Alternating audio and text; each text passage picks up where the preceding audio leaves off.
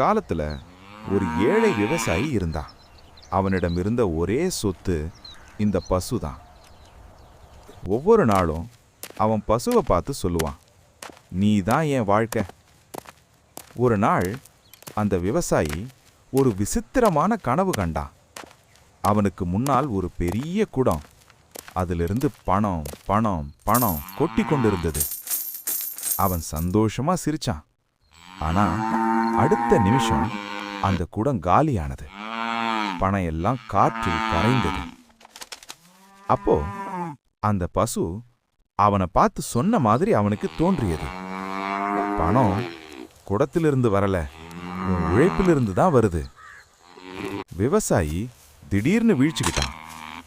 அந்த நாள்ல இருந்து அவன் பணத்தை கனவா தேடல, பசுவை நல்லா பார்த்துக்கிட்டான், நிலத்தை உழுதான், நேர்மையா உழைத்தான்.